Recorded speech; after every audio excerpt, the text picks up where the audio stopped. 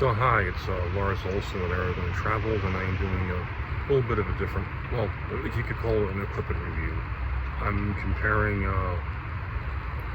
effects you get from using the 8mm app for iPhone versus using campsnap's new CS8 vintage looking video cam slash 8mm to get a comparison and versus normal iPhone, which will kind of over sharpen things and slightly cool things.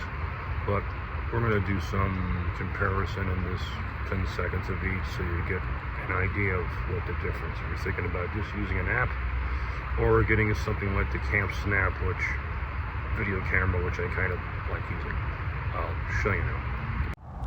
So using the one of the first settings on the app called 8mm. This is the 1970s app, so we'll see shots of me and shots at the distance.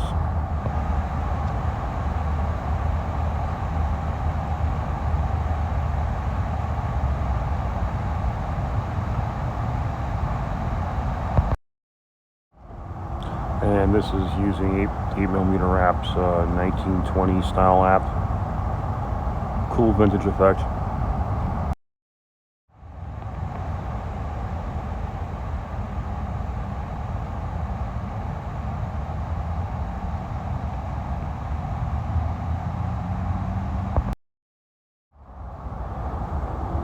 They call this, basically this is a Sapina or Sienna, I think they call it, setting, but this is kind of more of a sepia effect, brownish overtones. Once again, this is the 8mm app.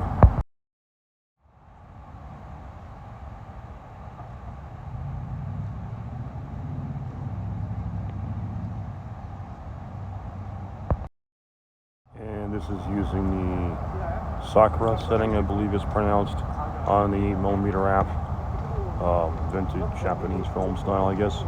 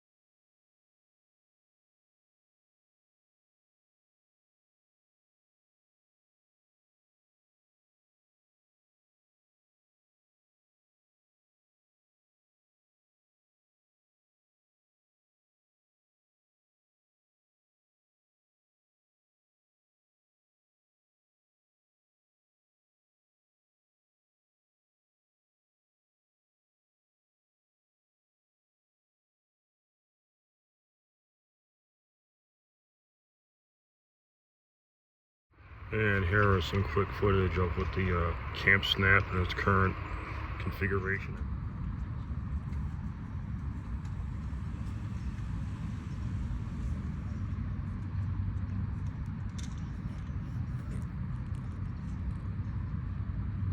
So this is the campsnap on its first so-called standard filter. This is still different than an iPhone looks on standard. Next we'll go on to the vintage.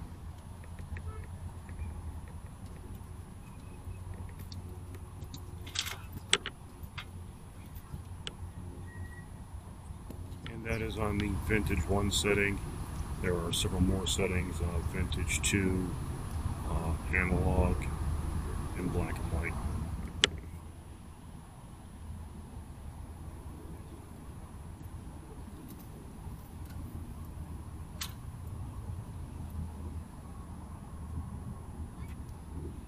Vintage 2 setting on the campsnap camera.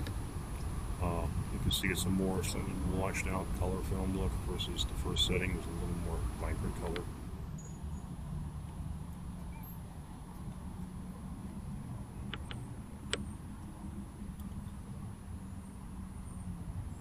This is using the analog setting, so it has the slight tear effect of like an old 8mm, some of them have, as well as a slightly reduced frame rate.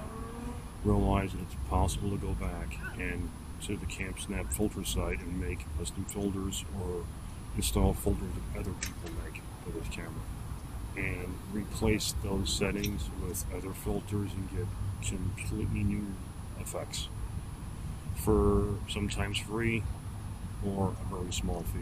So something to think about.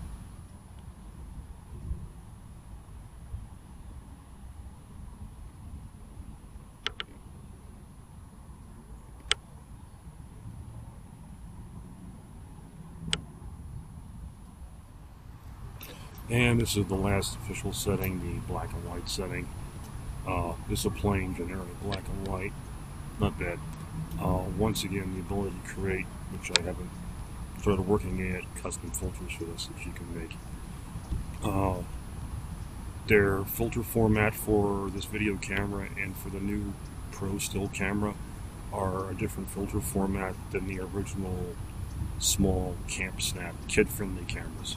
These are bigger sensors and more pixels, so it's a different filter format.